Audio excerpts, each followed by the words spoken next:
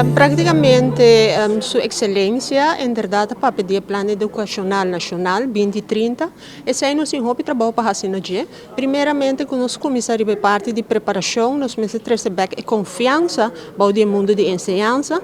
Mas querer que é um secreto público que toda gente sabe que o mundo de ensinança está reina, está viva, desconfiança, malcontento, dos nós cinco comissários nós está praticamente 9 anos e plano mestre para o mestre encerrar vários fatores. Um fator não é parte monetário.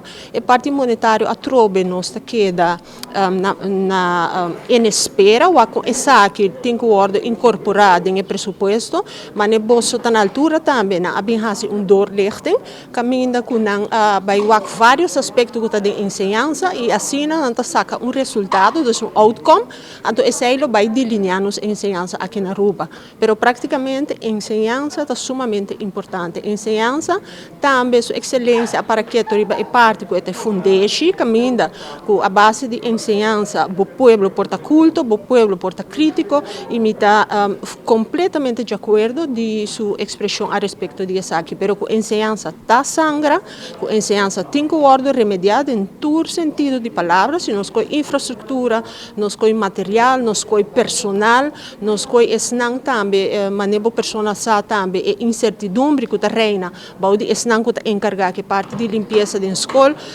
assinatura, agora que praticamente nós tem candidato não, nós está guardando para não por juramentar, então para nós por atender que aspecto aqui, porque praticamente nós peticionamos aqui da honra.